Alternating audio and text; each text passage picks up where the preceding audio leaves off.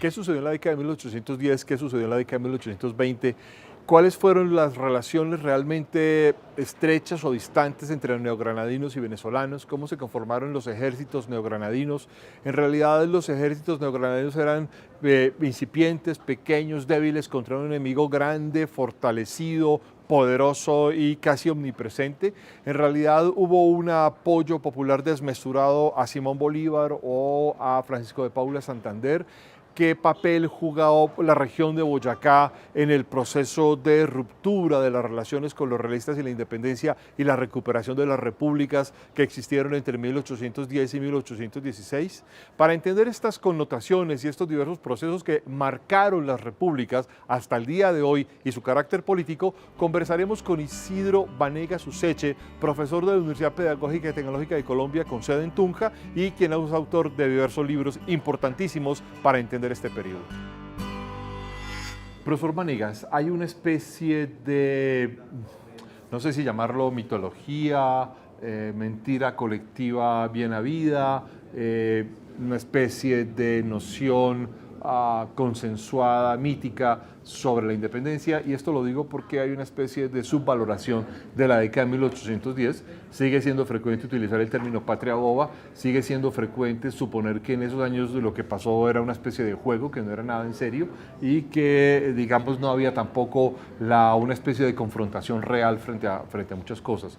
Usted ha publicado un libro que se llama Las batallas de Boyacá, y en ese texto usted de alguna manera se confronta con esos mitos. Yo quisiera preguntarle, primero por una apreciación en general, en realidad estuvimos frente a la patria boba, o por lo menos quienes estuvieron en ese proceso frente a la patria boba, entre 1808, 1810, 1819 y 1831. En absoluto podría hablarse de patria boba. Creo que esa designación y el hecho de que esa designación perviva aún muestra un increíble desconocimiento de la riqueza institucional, de la riqueza intelectual que se dio en estos años de las primeras repúblicas o de la revolución neogranadina, que sin duda son términos mucho más adecuados porque muestran justamente esa complejidad de un acontecimiento, la complejidad de unos personajes, la complejidad de unos actos que legan muchas cosas importantes a los neogranadinos, a los colombianos hoy, como por ejemplo la tradición liberal, la tradición constitucional, nace ahí. Ese bendito santanderismo nace ahí como horizonte de la legalidad sobre los hombres fuertes. Entonces, en absoluto podría hablarse de patria boba, me parece un exabrupto. En ese contexto hay digamos, una de las ideas, y es que muchos suelen suponer que había una especie de muy buena y estrecha relación entre neogranadinos y venezolanos. Es uno de los puntos que usted se dedica un poco a examinar con detalle. ¿Qué tanta afinidad había, qué tanta posibilidad había? Entre otras porque se hace una referencia a un hecho que es muy interesante, y es que para los neogranadinos parecía ser bastante evidente que ante una fuerza militar que iban conformando, creando, inventándose los venezolanos, Angostura podría convertirse en la nueva metrópoli respecto a la Nueva Granada. Sí, hay muchas cosas importantes de clarificar, de precisar en esta relación de los venezolanos con los neogranadinos en la independencia. Sin duda, los venezolanos fueron importantes, muy importantes en estas luchas. Fueron militarmente, sin duda, mucho más capaces, crearon una milicia mucho más competente.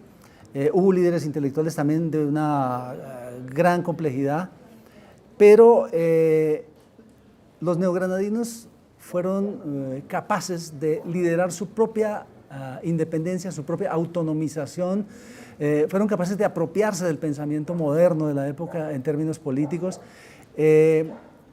y forjaron una tradición muy particular, muy específica y muy distinta respecto a Venezuela.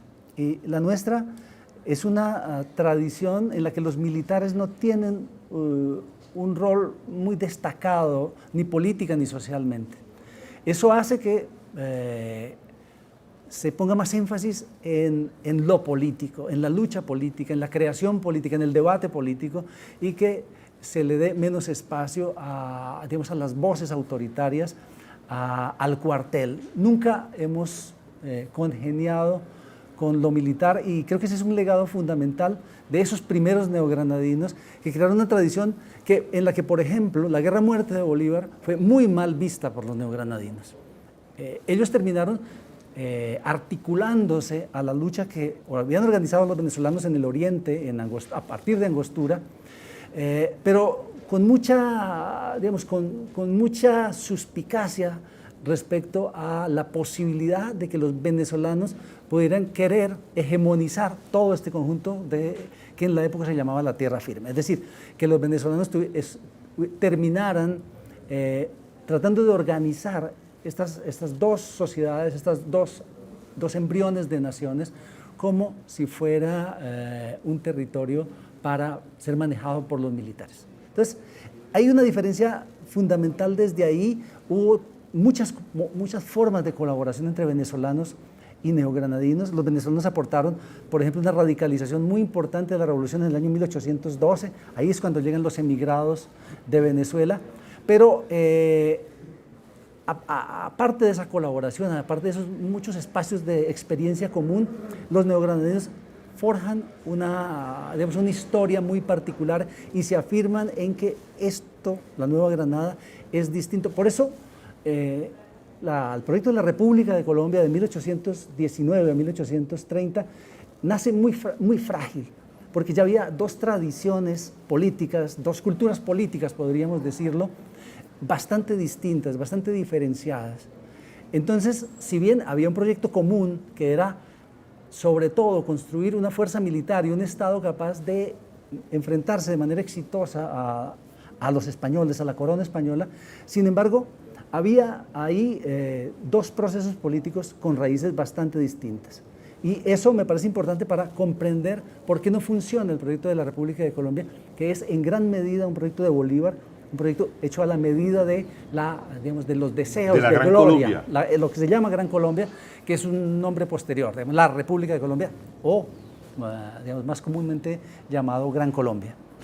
Profesor Vanegas, en ese contexto de lo que usted está relatando hay dos hechos, bueno, hay un montón de consecuencias posteriores que se las quiero preguntar, pero antes de pasar a esas consecuencias posteriores yo quisiera que nos contara dos hechos que son muy interesantes: la conformación de ejércitos neogranadinos y la aparición de guerrillas, sobre todo en la zona de Boyacá.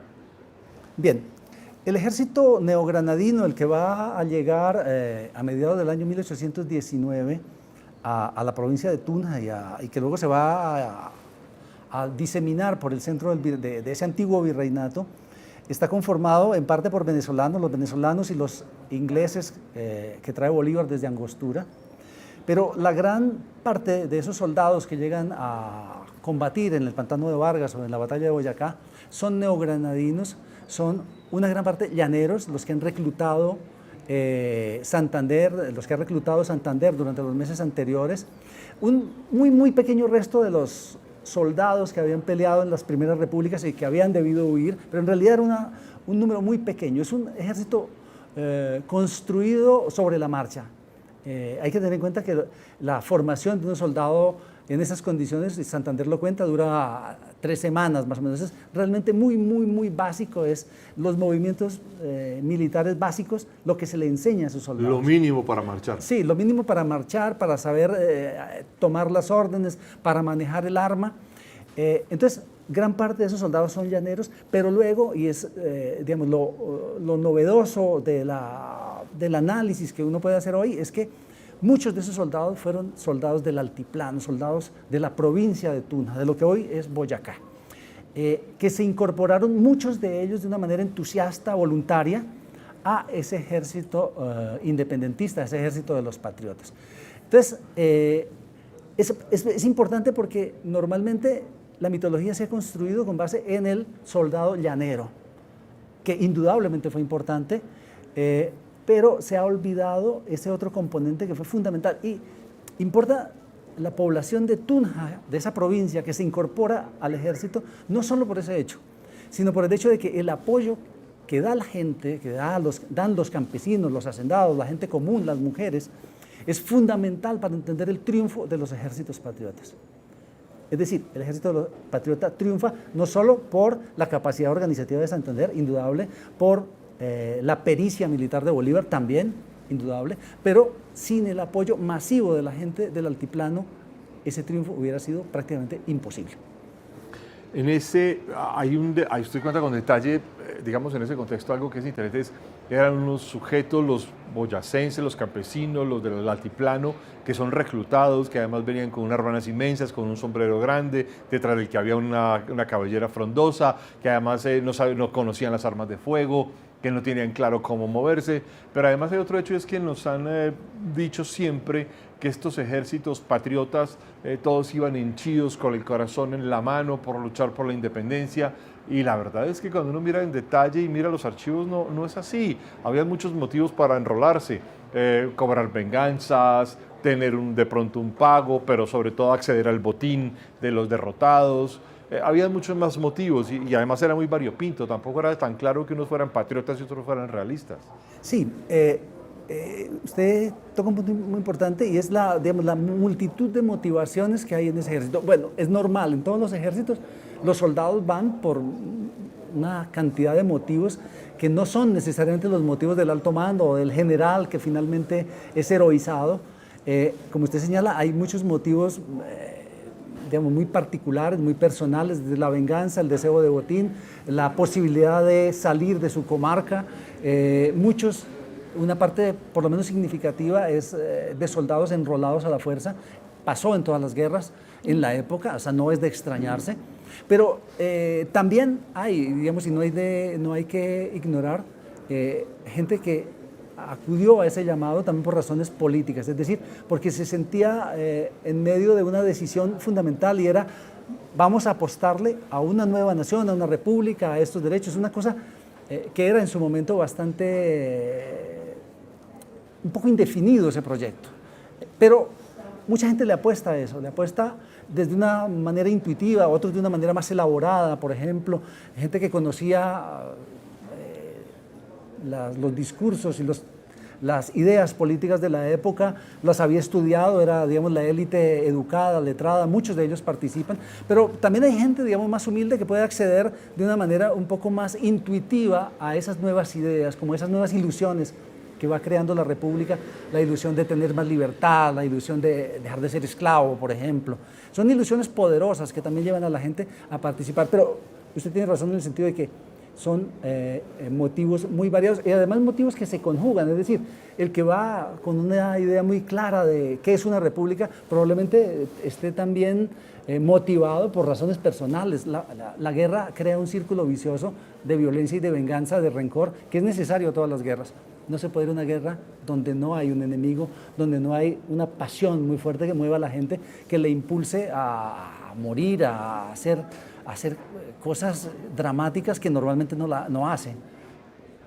Un tema, Isidro, que aparece en este contexto es que otra de las cosas que siempre se nos ha dicho es que había unas grandes fuerzas realistas muy poderosas que vienen y ejecutan una represión brutal y esto justifica un alzamiento moral de los independentistas.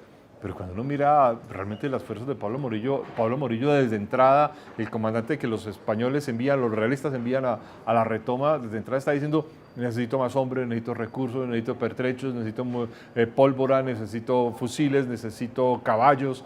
Desde el principio es una fuerza que va a retomar, pero que realmente es muy exigua para un territorio tan inmenso. Sí, ese es un elemento importante a la hora de repensar este tema de la independencia, porque obviamente el relato patriota habla de unas tropas enemigas absolutamente poderosas, bien equipadas, y las propias fuerzas se las hace aparecer. Con unidad de mando y con claridad. Claro, digamos, un ejército ideal, mientras que sus propias fuerzas las coloca en el otro extremo, completamente desprovistas de armamento, débiles, famélicas, etcétera, etcétera. Eso, digamos, hay que entenderlo en los relatos de la guerra, que tienen que utilizar esas estrategias discursivas pues, para afianzar su propio sitio. Pero, como usted señala, en realidad las tropas de la Reconquista fueron bastante frágiles si uno piensa en términos de recursos, por ejemplo. Morillo está reiterativamente diciendo no tengo plata para pagarle a mis soldados, en 6 meses les he pagado medio mes, los oficiales quejándose de que tienen que buscar plata prestada para pagarle algo a los soldados, y así muchas carencias. La misma vestimenta tampoco es digamos, tan abundante como se la figura en la iconografía, y por el contrario los patriotas en las batallas del altiplano tunjano no fueron tan débiles. Por ejemplo, numéricamente fueron más en la batalla de Boyacá, por ejemplo. Normalmente el relato lo que dice es lo contrario, es que los patriotas heroicos, abnegados, menos en cantidad, derrotan a esas tropas mayores en número y en calidad de los realistas.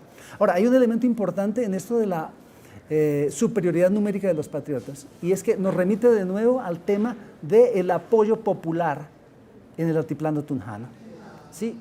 Es decir, desplaza de alguna manera la explicación del triunfo, del éxito de las tropas patriotas, lo desplaza de los jefes, de las condiciones materiales, a el apoyo a la gente, a esa gente que se suma de manera muy entusiasta, que apoya a los soldados patriotas, que efectivamente sí venían de los llanos en unas condiciones absolutamente miserables en términos materiales, carentes de vestido, hambrientos, los caballos habían muerto o se habían dañado por el camino, de manera que esos caballos de los llanos, los mismos llaneros que habían desarrollado unas destrezas muy importantes en la guerra, en su arma de caballería, pues no la pueden utilizar en el altiplano tunjano, porque simplemente no tienen caballos, y las peleas, el combate básicamente es de infantería. Pero, insisto, lo que importa aquí, a mi juicio, el tipo de relato que yo quiero hacer, es la gente, el apoyo de la gente, la vinculación de mucha gente a esas tropas, no solo en calidad de soldados, sino también en calidad de apoyo.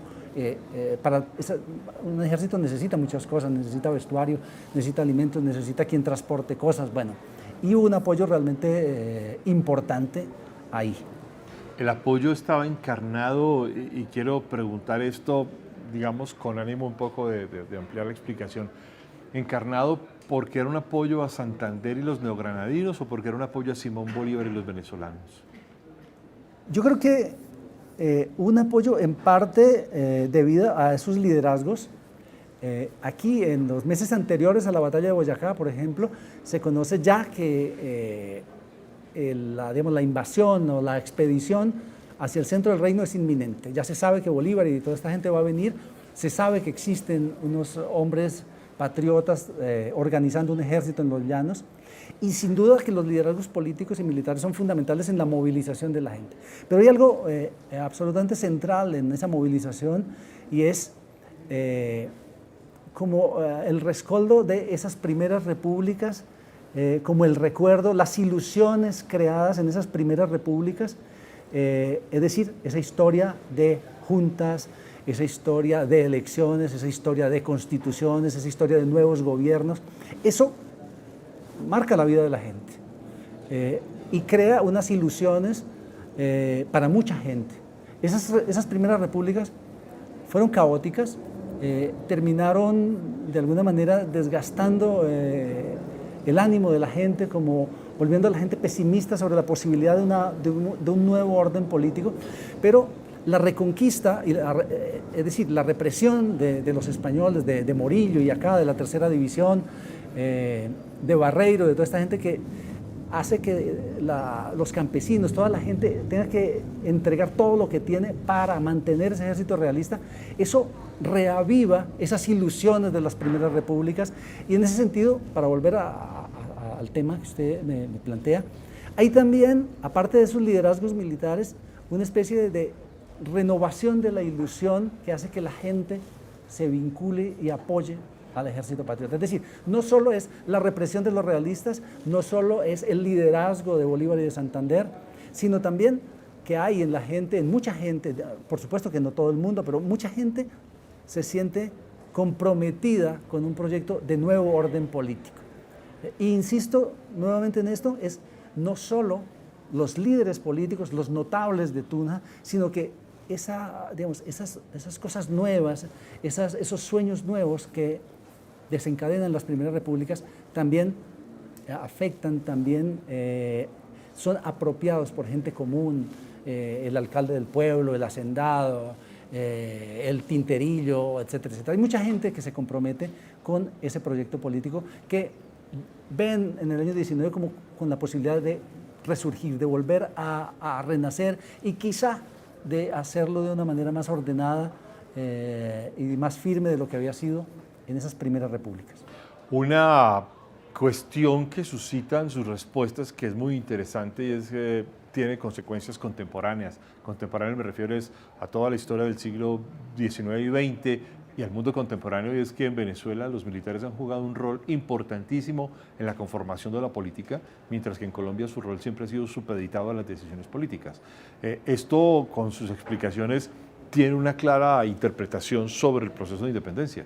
Sin ninguna duda, tanto en el caso venezolano como en el caso nuestro, el origen de la República, los primeros pasos, las primeras formas que adquiere la República van a marcar toda nuestra historia. Ahora, no es extraño, si uno piensa en la historia de Estados Unidos, igualmente la revolución va a marcar profundamente lo que va a ser ese país después, para no hablar de Francia, por ejemplo.